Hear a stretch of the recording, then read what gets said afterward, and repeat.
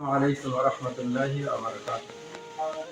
আজকে আপনাদের সামনে উপস্থিত হয়েছি বিভিন্ন অট্টালিকার ভিড়ে একটা দরিদ্র ফ্যামিলির অবস্থাকে তুলে ধরার জন্য। বর্তমান সমাজে এরকম দরিদ্র ফ্যামিলি পাওয়াই দুষ্কর। তো চলুন আজকে আপনাদের দেখায় সে পরিবারের অবস্থার সম্পর্কে। আমরা যাকে উদ্দেশ্য করিনি বলছি, তার বাসাটা কুষ্টিয়া সদর উপজেলা হাটশহরীপুর ইউনিয়ন ৮ নম্বর ওয়ার্ড শালদহ গ্রামের এক দরিদ্র ফ্যামিলির বিষয়ে কথা বলছি। তো ছেলেটার নাম আল আমিন, তার পিতার নাম আলাউদ্দিন,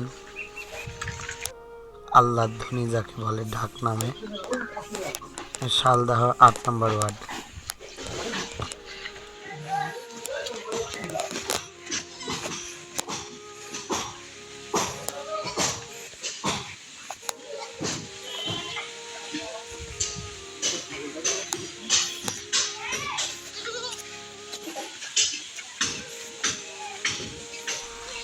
আপনারা দেখছেন এই মুহূর্তে চলে এসেছে আমরা তার বাসায়। এই দেখেন তার ঘর, দেখাবো ভালো না। এই ঘরে ৩ জন মানুষ থাকে, কাপড় দিয়ে ঢাকা, যেটা শুধু বাথরুম।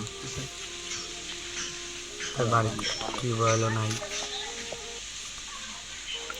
আমরা মুরব্বীর সাথে একটু কথা বলবো, দেখি। যে ঘরটা দেখছেন আপনারা, সেই ঘরের উপরে পলিথিন দিয়ে ঘেরা, বেড়া ফুটা। বৃষ্টি আসলে টপ টপ করে পানি পড়ে তার ঘরের মধ্যে। আপনার নাম কি? হ্যাঁ, আপনার পরিবারে কয়জন আছে? ও 2 খাওয়া তোমার 4 দিন। ইনকামের সোর্স? ও কাম করে না, এক পাগল।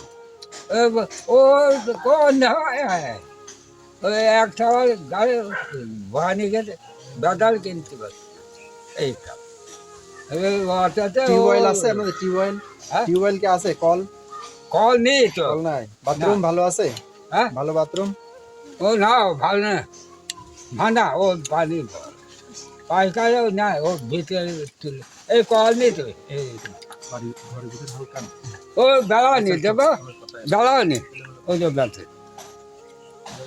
ও কবে কাছে কল পাবেন তো?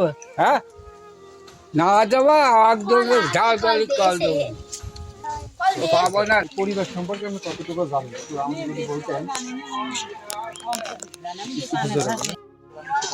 মানে ওর এক ছেলে পাগলের রাখবে, আর এক ছেলে রিক্সা চালায়, আর ওর মা মনে হয় বাসায় কাম করে খায়, তাই না? ওর মা বাসায় কাম করে, কল নাই, কল নাই।